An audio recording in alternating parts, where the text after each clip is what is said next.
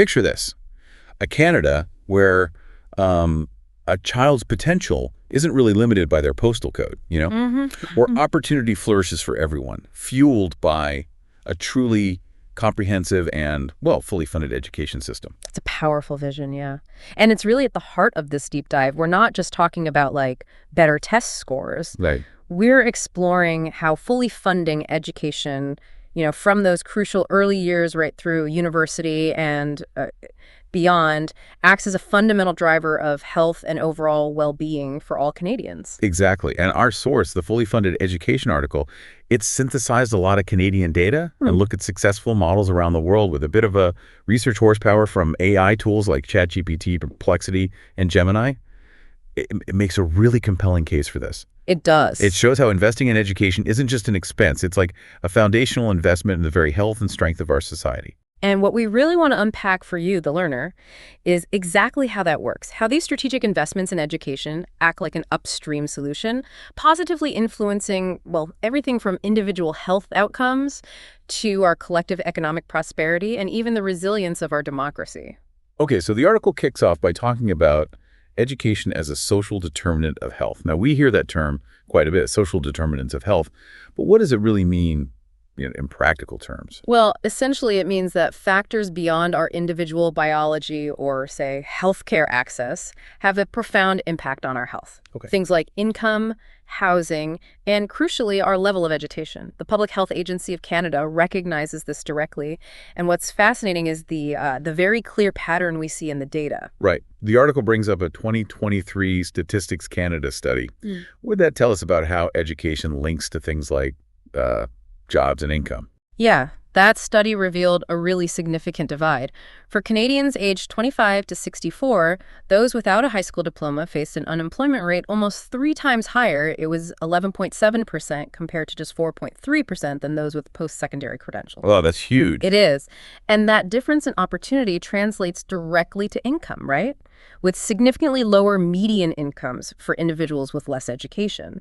When we look at the bigger picture, that economic instability creates significant stress, which, as we know, has a direct impact on both physical and mental health. So it's more than just having a job. It's about the security and stability that education can provide, which then has these knock-on effects on health. But the article suggests the connection is even more direct than that, doesn't it? Absolutely. Statistics Canada also found that higher levels of education correlate with lower rates of chronic disease and premature death. And this isn't solely about having more money for healthcare. It's also about what we call health literacy. Health literacy, okay. Yeah, people with more education tend to be better equipped to understand health information, make informed decisions about their well-being, adopt healthier lifestyles, and navigate the healthcare system effectively. They might, for example, be better at understanding medication instructions or recognizing early warning signs of illness. That makes a lot of sense, just being able to understand and act on health information. And the article also touches on how education impacts our mental and social well-being, too. Yes, and this is a really crucial link. Education often fosters broader social networks and encourages participation in community life. Right. And these social connections provide vital emotional and practical support, which act as buffers against mental health challenges. Furthermore, education tends to build what's called self-efficacy, basically, a belief in your own ability to achieve goals and overcome difficulties. Okay. That sense of empowerment is incredibly important for overall well-being and resilience. And it's not just about the individual benefiting from their own education, is it? The article talks about these intergenerational effects. Precisely. Research consistently shows that children of more educated parents are statistically more likely to achieve higher levels of education themselves. And they tend to experience better health and socioeconomic outcomes throughout their lives. So education creates this kind of positive cycle, passing advantages from one generation to the next. So we're seeing how funding education isn't just about creating more knowledgeable society. It's really about laying the groundwork for a healthier one, both now and for the future. And the article goes on to detail some of the other ways this investment pays off. Exactly. Beyond these significant health benefits, the article points out that higher levels of education are strongly linked to increased civic engagement, like higher voter turnout, for instance. Yeah. It also emphasizes the clear connection between a more educated population and greater economic productivity, with individuals generally earning more and experiencing lower unemployment rates. And in today's world, it's changing so fast. And That link between education and a strong, adaptable economy feels more vital than ever. Absolutely. And moreover, the article highlights that education equips citizens with critical thinking skills. In a world just saturated with information, the ability to analyze, evaluate, and, discern reliable sources is fundamental for a well-functioning and resilient democracy. Sure. An informed public is just better able to participate in meaningful civic discourse and hold their leaders accountable. Now, one area that really caught my attention was the strong emphasis on early childhood education. The article talks about how these early years can have such a profound and, well, lasting impact. Yeah, what's so compelling there is the sheer volume of research supporting high-quality early childhood education. Programs like Head Start, you see them in both Canada and the U.S., they've consistently demonstrated significant long-term benefits, particularly in those social determinants of health we've been discussing. Right. Studies show improved school readiness, stronger cognitive and social emotional development, and crucially, better health and educational outcomes as children grow. And it's not just about those immediate gains in preschool, right? The article mentions how early childhood education can actually sort of prevent problems later on. Exactly. The research indicates that children who participate in quality early learning programs tend to have lower rates of grade repetition, fewer placements in special education, and fewer behavioral issues as they progress through school.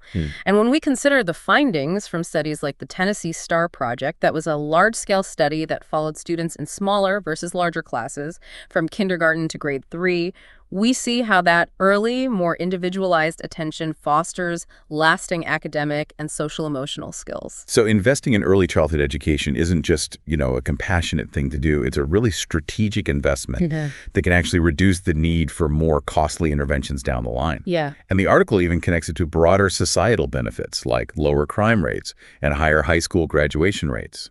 Precisely. By providing children with a strong foundation early in life, we're not only setting them up for individual success, but also contributing to a more engaged, productive, and ultimately healthier citizenry in the long run. It really strengthens the very fabric of our communities. Okay, so the article then gets into what a truly fully funded education system might look like and how each of these key elements contributes to overall well-being. Let's maybe talk about the importance of highly qualified teachers first. Sure. The research is very clear on this. Increasing the requirements for teacher education means we have more knowledgeable and skilled educators in our classrooms. Makes sense. And this directly leads to improved student learning outcomes. The expertise a teacher brings to the classroom is just a critical factor in a student's success. And it's not just about that initial training, is it? The article also emphasizes the need for competitive salaries and ongoing professional support for teachers. Absolutely. Data from organizations like the OECD show that to attract and retain talented individuals in what is a demanding profession, teaching fair and competitive salaries are essential. Right. When teachers feel valued and well supported, they are simply better equipped to create positive and effective learning environments which directly benefit students. Another crucial element mentioned is trauma-informed teacher training. This feels particularly relevant, I think, given the diverse experiences students bring to the classroom today. Indeed. Research has demonstrated that when educators are trained to understand the impact of trauma and adverse childhood experiences, ACEs, they are better able to support students who have faced these challenges. How so? Well, this can lead to improved academic performance and fewer behavioral issues in the classroom, creating a more supportive and conducive learning environment for all students. The article also highlights the significant role of fully funded classroom aides. How do they contribute to student well-being and learning? Well, when classroom aides are well integrated into the educational team, they can provide really invaluable support to both teachers and students, particularly those with disabilities or, learning challenges. Okay. This allows for more individualized attention and can significantly improve both academic and social outcomes, ensuring a more inclusive and equitable educational experience overall. And of course, we can't overlook the impact of class size. We kind of keep coming back to this idea that smaller classes can make a real difference. That's right. The consistent findings from numerous studies, including that landmark Tennessee STAR project we mentioned, show that smaller class sizes, especially in the early grades, lead to improved academic performance. Yeah. Just more one-on-one interaction with a teacher can have a profound impact on a child's learning and development. Finally, the article emphasizes the importance of universal breakfast and lunch programs in schools. This seems like a very direct way to support students' basic needs and their ability to learn, right? Absolutely, it's fundamental.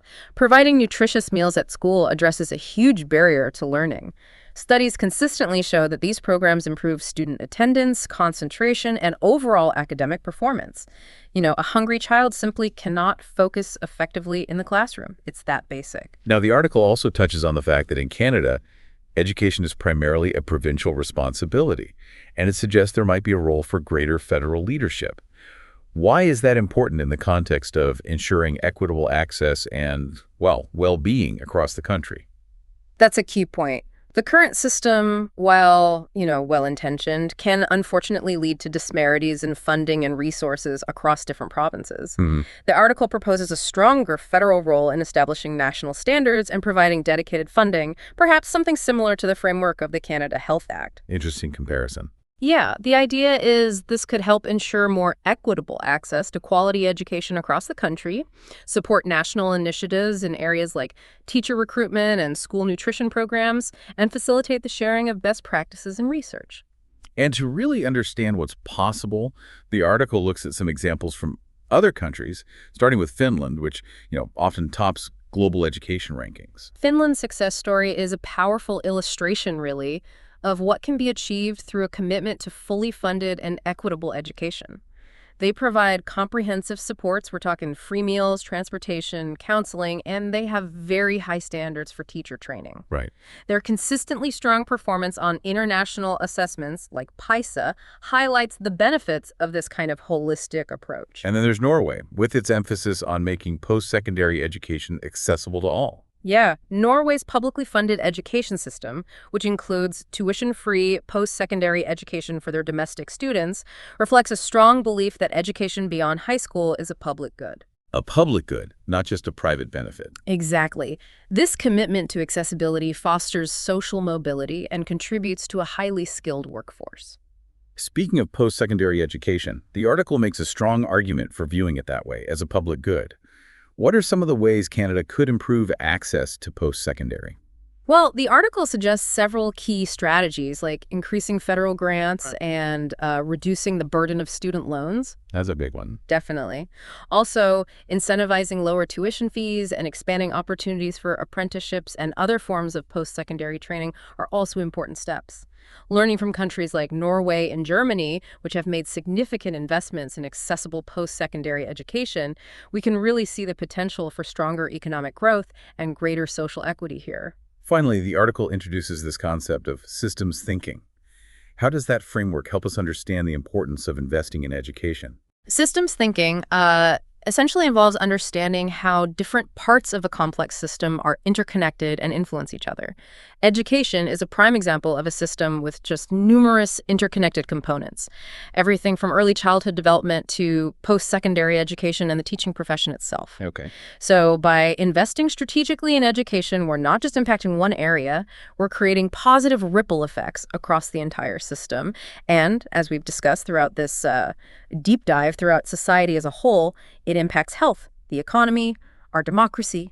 So as we wrap up this deep dive into the fully funded education article, is it really clear that this isn't just about better report cards or anything like that? It's about making a powerful and strategic investment in a healthier, more prosperous, and more engaged Canada for everyone. Absolutely. We've seen how education has a profound impact on our physical and mental health, how it strengthens our communities through increased civic participation, how it drives economic growth and innovation, and, how it bolsters the very foundations of our democracy. The importance of high-quality early childhood education and a well-supported teaching profession just cannot be overstated. It really makes you consider the possibilities, doesn't it? Imagine how a fully funded education system, truly prioritizing the learning and well-being of every single student, could fundamentally reshape the future of Canada. Yeah. It's not just about academic achievement, it's about the very fabric of our society and the potential for every citizen to thrive. What kind of Canada could we build if we truly saw education as the cornerstone of all progress? It's definitely a powerful question to sit with.